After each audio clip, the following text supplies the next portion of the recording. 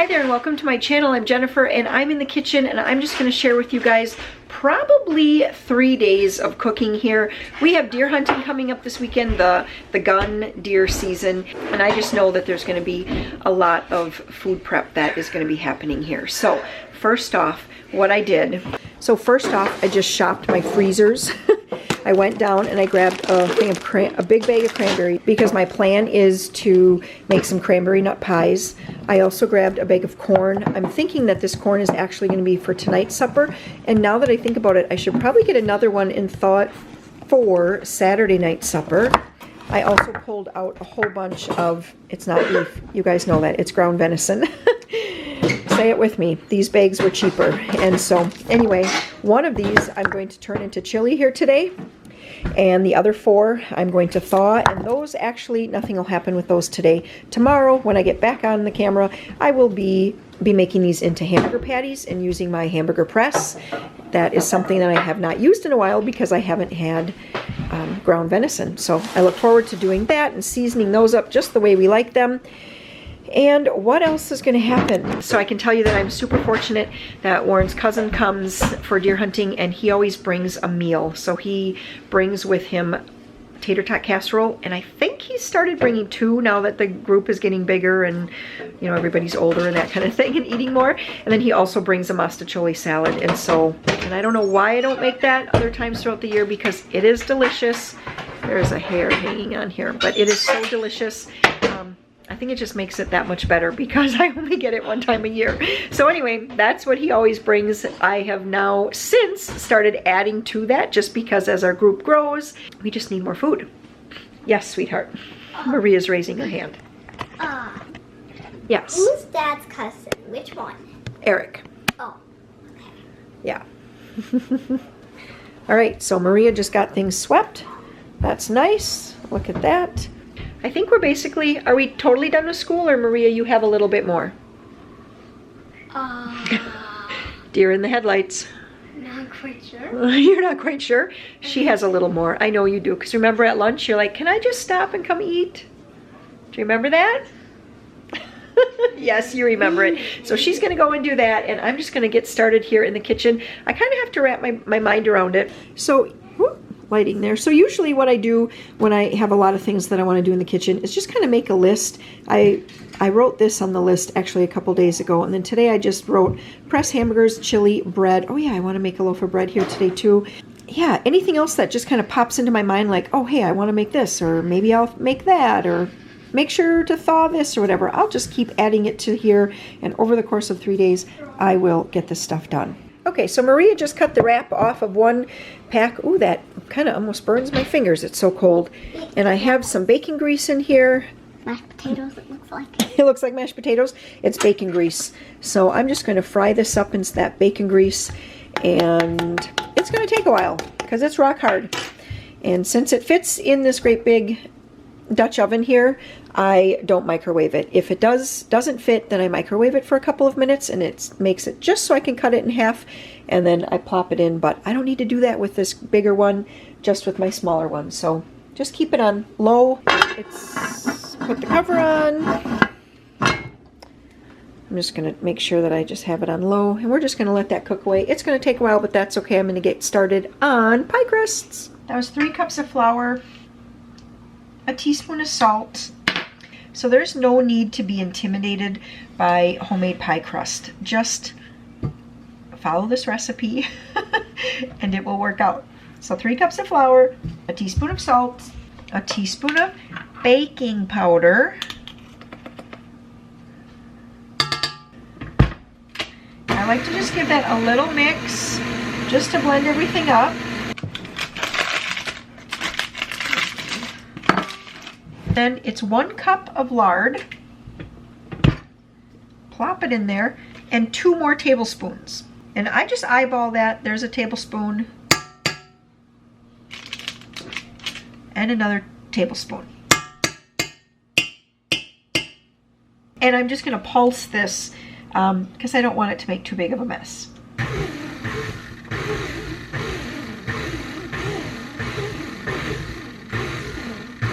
Really, I don't want it to get flour all over my canned goods, so I'm actually just going to cover those up quick so I don't have to rewash those before taking them to the basement.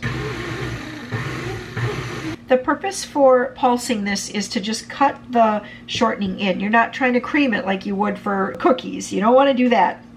Just trying to get it to be a nice loose crumb. All right, so just kind of look at that. You can see it's crumbly. But if I did, you know, like if I tried to make a snowball, it probably would stick together pretty well. But I don't really want it to get to that point. Now into a separate container here, I just have this old Tupperware. You guys love to see this. You're like, hey, I have one of those. This was my mom's, and I'm still using it. I need 1/3 of super cold water, 1/3 cup, 1 tablespoon of vinegar, and 1 egg. That was a hard shell.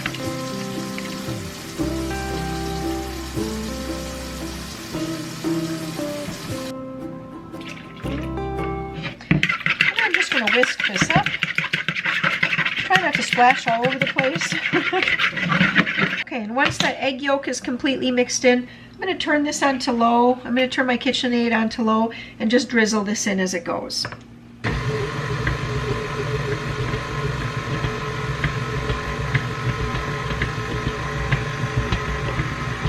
And then just until it starts to come together, right there. And look at that, it kind of sticks on here. It's come together. It's a nice kind of sticky glob, and that's just what I want. I'm just coming over here to stir up my meat. I was starting to smell it, and I thought, oh, I better kind of scrape it to get it all loosened up. Once I have my pie crusts all like rolled out in the pie plates, then I'm going to chop an onion and get that in there as well, because I want that onion to cook down with the meat and the bacon grease. I'm going to get my island here set up for rolling out pie crust, but I just wanted to point out that we've had snow flurries all day. Since we woke up this morning, this morning there was a layer of snow. That's gone. It's still been just snow flurrying all day long. Nothing is sticking. I mean, you don't see it land anywhere, but it's fun to see all the little flakes just flying around. If I was really thinking, I would have gotten my bread going in the bread machine before I started on this, but now my mind is into this, and it seems like it should be really easy to just stop doing this, get the bread going, because that is smart. That would be the smart thing to do, but I'm just into this now, so I'm gonna just keep going.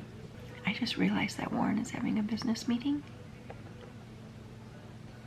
I'm sure the guy is thinking, who is this?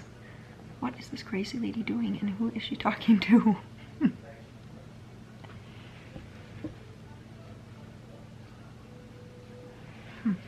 They're not looking over this way, so maybe it's okay. I'll just keep going. There's a chance that I might make some more pie crusts, so I'm not gonna put the stuff in the wash yet. I'm just going to set it over there because I might make more. All right, so you just want to flour your surface.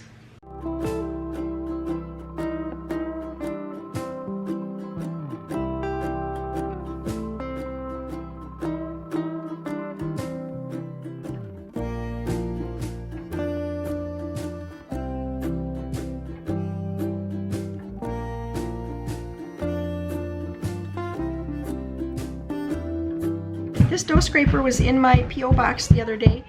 Thank you so much.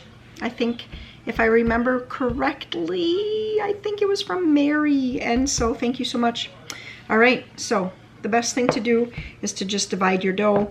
Now, depending on the size pies that you're going to be making, it really kind of depends on the size, how much dough you're going to want. I always say err on the side of a little more dough, because you can always cut the extras off, but if it starts to get too thin, you're just going to struggle, okay? So I know from my 2 smaller pies that this is going to be enough.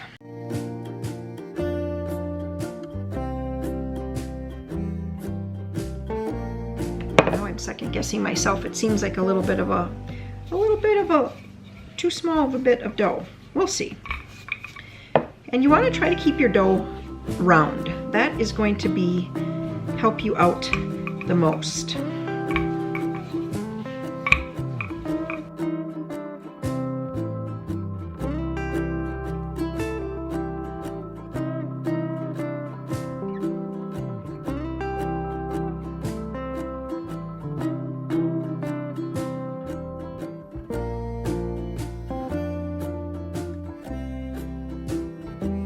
I like to flip mine over a couple times if possible, reshape it, making sure to get those edges in, and then just go from there again.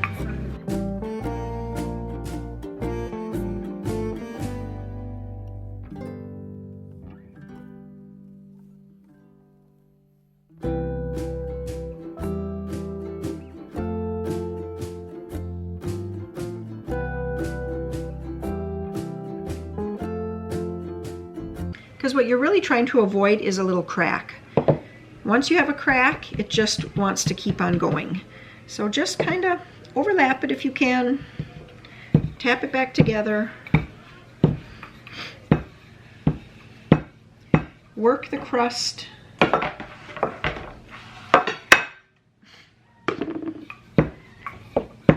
Toward that. So I'm going to use my smallest pie plate here. This is going to be for a cranberry nut pie.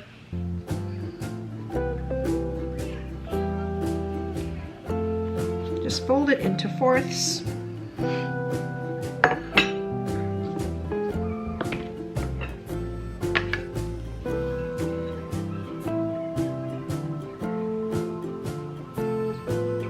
Oh, that's perfect. Now you want to lift the edges and tap it down so it gets into the corners of your pie plate. I'm just going to set this one. No, I'll finish this one for you guys. So since this is going to be a pie that will not have a top crust, I'm just going to finish off the edge before I put the filling in by folding over the edge or folding it under. If I thought that I had too much, then I can always cut that off. Kind of trim it a little bit, but it seems just about right. And now I usually like to come back through and just kind of smooth it, just so it's nice and smooth here.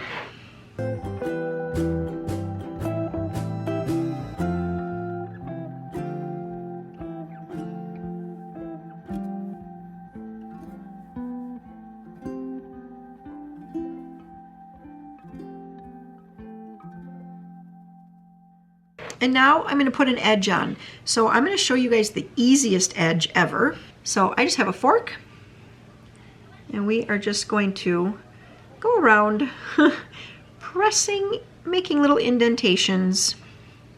Don't worry if it doesn't look perfect yet. The kids are playing with Legos right now.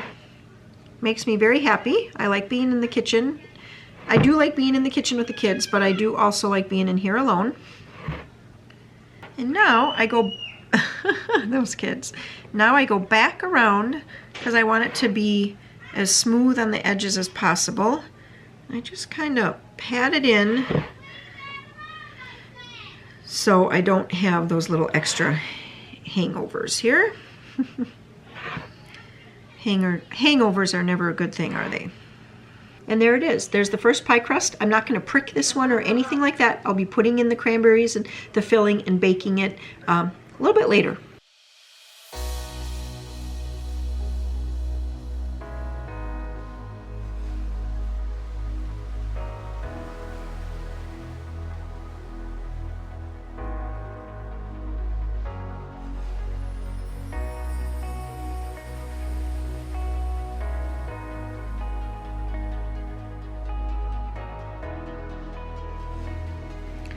Okay, for this one I'm going to do a little bit fancier edge, and this is just like a little fluted edge. So I take my pointer finger, push down, and with my other thumb and pointer finger, I'm just going to kind of pinch and push it, kind of push it in and pinch, turn it, and I kind of do it on an angle. And it looks like it's like a twisted rope. So finger,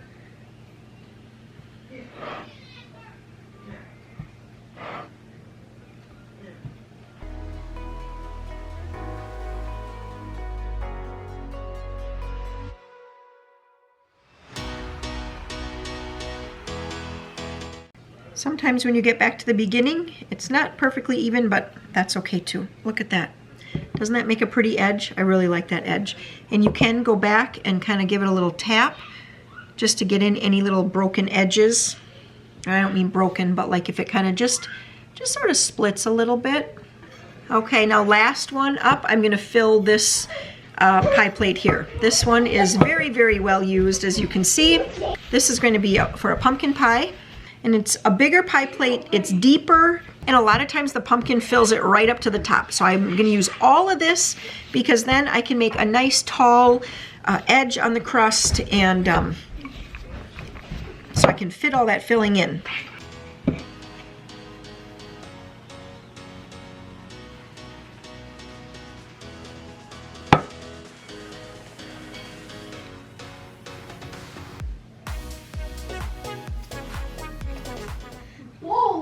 Now on this one, we're gonna do a little different crust again. I'm just going to take both of my pincher fingers here, squeeze some dough, and then kind of bring it together and pinch it between the pointers. I'm bringing the little edge is going to the center of the pie, and the edge out here is actually gonna be smooth.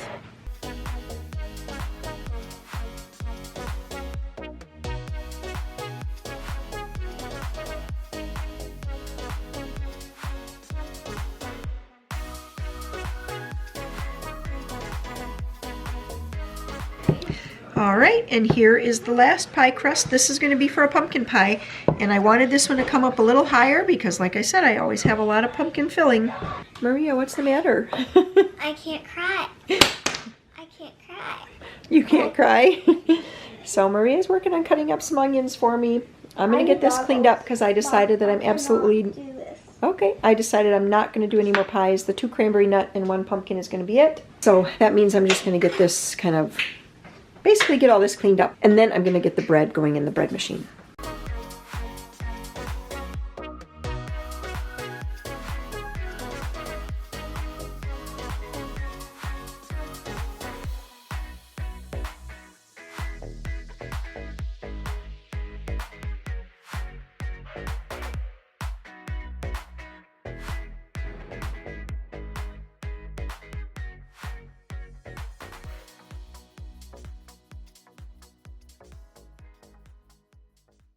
All right, there's a whole lot of kitchen noise going on, the bread machine and just other kitchen noises right now. I'll show you the recipe that I'm using. There it is, cranberry nut pie. It is in my cookbook in case you are interested. I am going to be running a special here, and you'll just want to check in the description box of this video. This is when it is going to start, and I am taking off all the shipping. So if you want to order cookbooks and you want to order 1 or 2 or 10 or whatever it is you want to order, there will be no shipping on them at this point up until Christmas. It's really so simple to do. So I'll probably just do some music over this, and you can watch as I put all of these ingredients into the pies.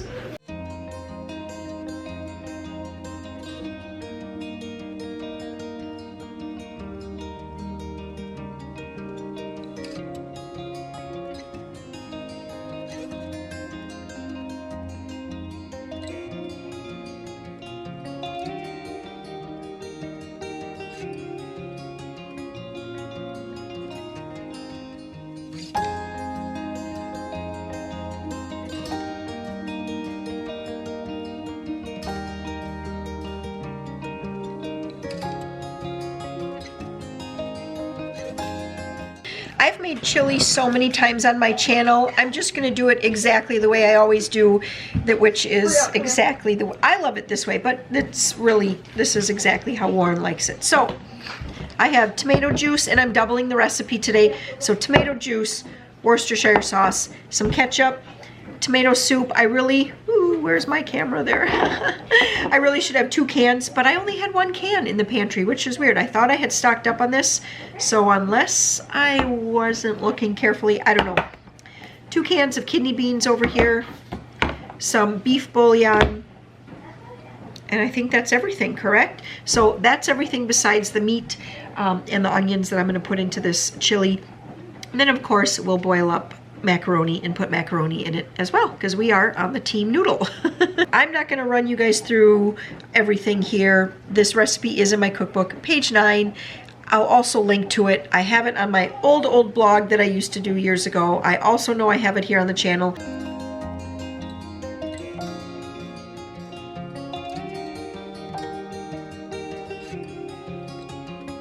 So it's been a little while since I checked in here. The pies are done, at least the 2 cranberry pies here. Those are all done. They look just scrumptious. My favorite part is when they actually start to kind of bubble up over. I think they look so pretty that way. I put the chili out into the refrigerator, and tomorrow what I'll do is bring that out and I'll just kind of let it simmer away on the stove, or maybe not even quite simmer. It'll a little lower than simmer on the stove, and just kind of let it do its thing throughout the day.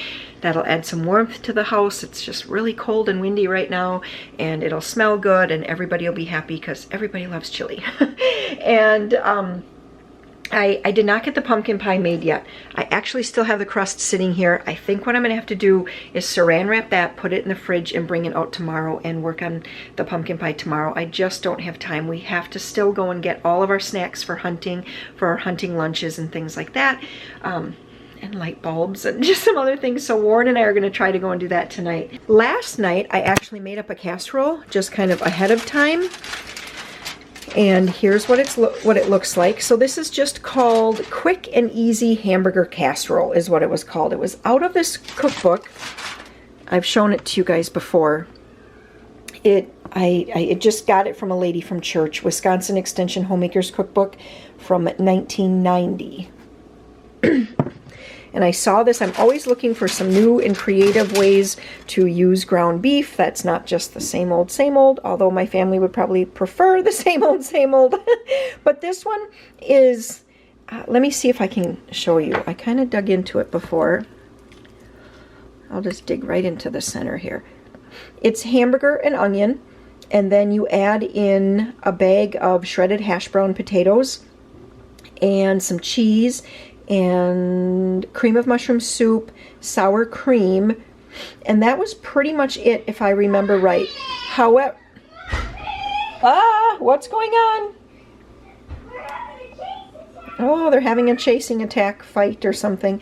Okay, and then you bake it like that, or at least that's what the recipe says, and then you bring it out and you bake it you put on these French fried onions and bake it for another 15 minutes. Now, I thought it tasted very bland when I mixed it up last night, so I added in a lot of seasonings. It only called for a 1/4 teaspoon, so I added more salt, pepper, I added in some paprika, some garlic powder, and I feel like some more salt even after that. So anyway, and then, yeah, so that's what it looks like. I think it's, it tastes really good. It tastes like, sort of ish, a tater tot casserole. I like that. I think everybody's gonna like that. So Warren and Maria are in from hunting, and so I'm just gonna get this corn into a bowl and microwave it until it's all nice and hot. And hopefully my bread will be just about ready to put in. It's only a 1.5 pound loaf, and this is a really long bread pan here. Maybe the light would help. And so it doesn't have to rise a whole lot farther to be ready to go into the oven. And then I already have my oven turned on because I'm trying to, honestly, I'm trying to get it to rise a little bit faster than it probably wants to. Well, it is Friday now. I'm back in the kitchen. It is just very exciting around here. Everybody's getting super excited for deer hunters to come tonight and for deer hunting tomorrow and all of that. Let me just show you quickly though. So this is our hunting lunch tradition. Everybody, or whoever wants to, will take chicken noodle soup in their thermos, and they will take snacks. And so what I'll do here tonight, actually after supper, I will just dump everything onto the table. We have Nutty Bars and Snickers and Slim Jims and applesauces and little carrot packs, or not carrot, what are these called?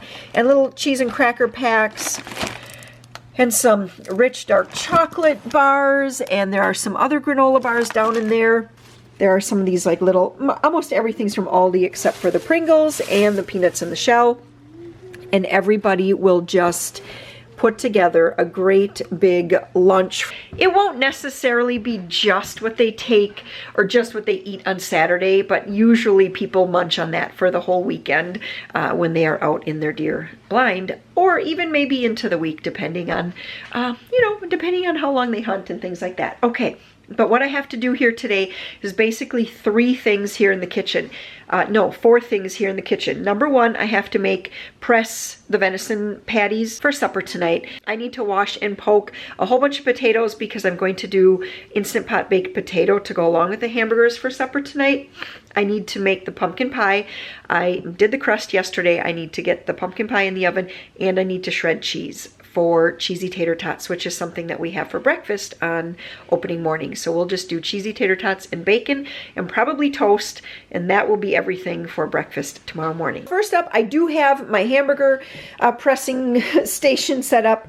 I have almost 6 pounds. It's about 5.5 pounds of ground venison here. It's all nicely thawed, so it's gonna cut and press very easily. I have my patty papers here. I picked this up in a great big box of 1,000 here. Well, it's not a great big box. It's a small box, but a lot of sheets. 1,000 sheets. Whoa.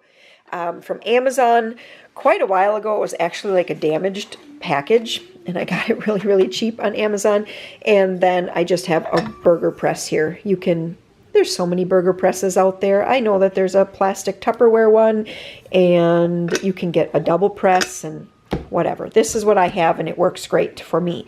I have some amazing burger seasoning that I will season up these burgers with really well. Remember that venison, really just about any wild meat, can take quite a bit of seasoning. So this could technically take about 6 teaspoons, 2 tablespoons of seasoning. I'll put a couple tablespoons of the amazing burger seasoning in a little bowl, so then I can just kind of sprinkle it on as I'm pressing, and I don't have to keep grabbing this when my hands are dirty.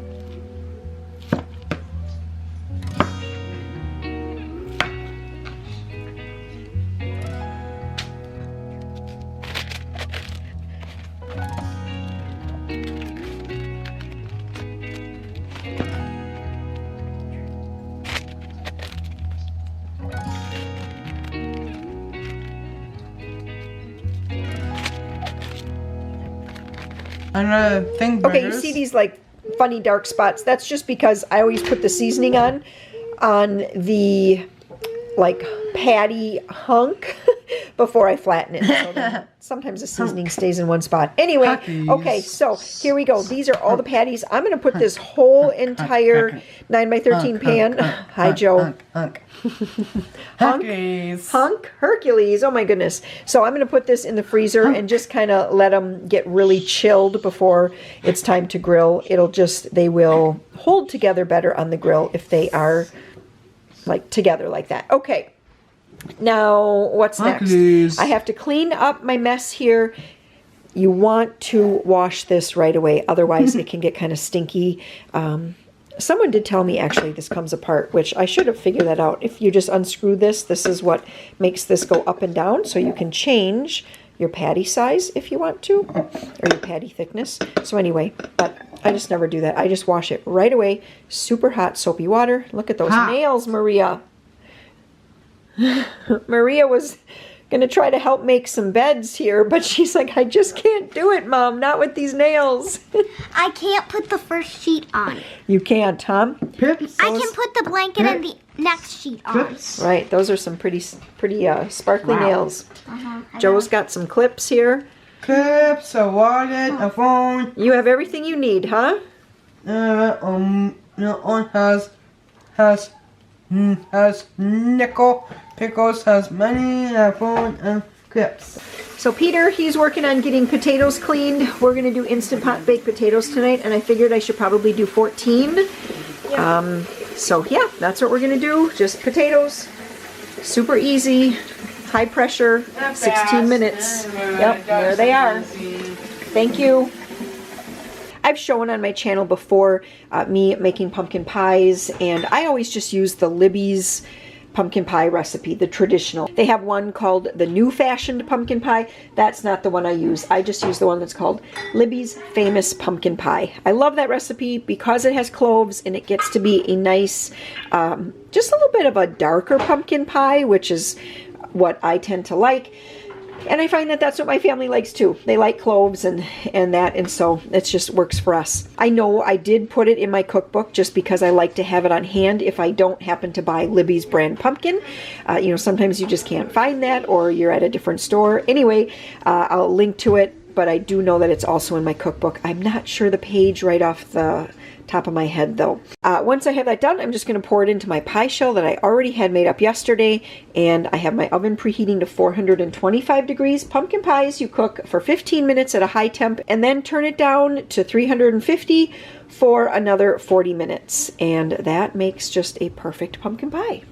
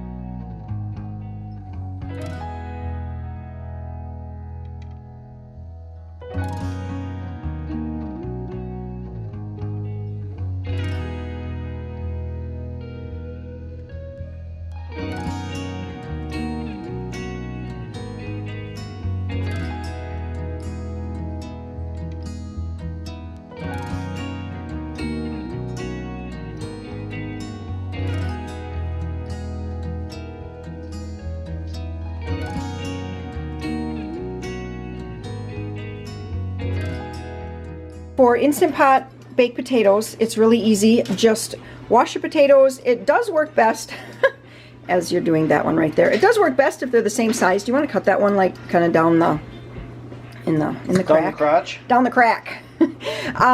All right, so stab your potatoes a little bit. I have just about a cup of water in my Instant Pot. I'm going to set this to high pressure. I wonder if I can do that without the lid on. Pressure. Nope, I have to have the lid on and locked in place. So I'll set it to high pressure and then 16 minutes, and that is going to make just perfect baked potatoes. I'm not sure how many I'm going to get in here, so I might have to run, you know, do 2 runs for tonight.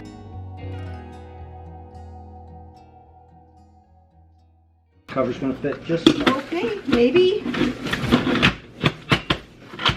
Oh my gosh, I can't believe that. All right, well, we got it fit.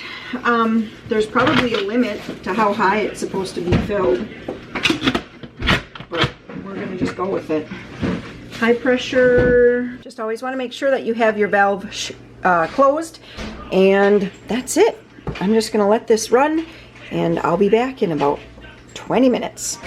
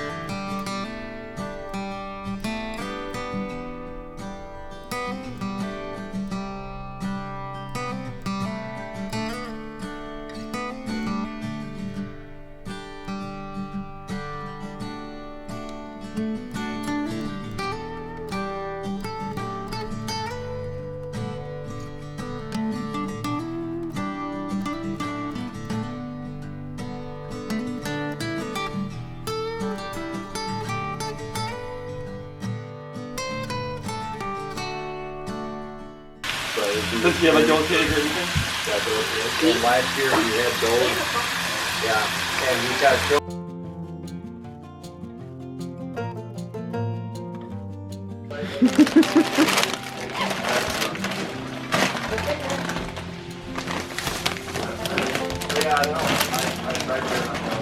Good morning, Sam.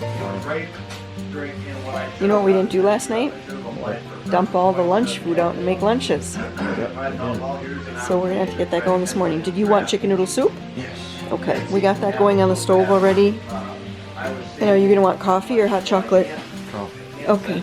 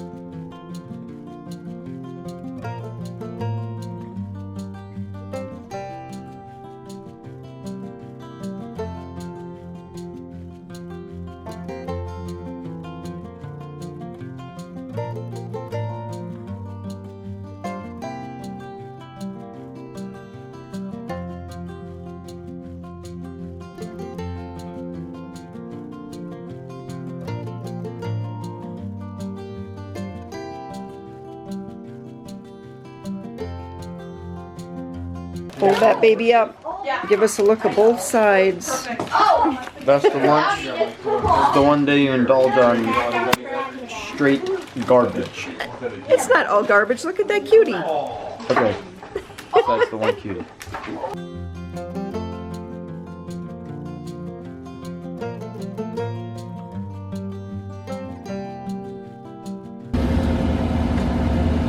Look here. Yep, good, Dad. Joe, grab some toilet paper. I'll get it. Oh, okay. To shoot the big one? We'll see ya. All right. Good luck. You are starving. We're taking the white truck. Can you get that? I will.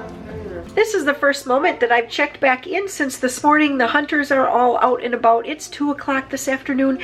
Emily and the kids came over just a little before lunch, just to kind of spend the afternoon here, and basically just kind of everybody likes to get excited to see who shoots what and everything that comes with deer hunting. So this afternoon here in the kitchen, I'm going to be getting my chili on to a very low simmer for like the next 4 hours, and that's just going to kind of simmer away on the stove, or like just under simmer. I don't want it to burn on the bottom at all. And my stove, my gas stove, is very hot, so just a very, very low heat for the rest of the afternoon, sort of like a slow cooker, I guess.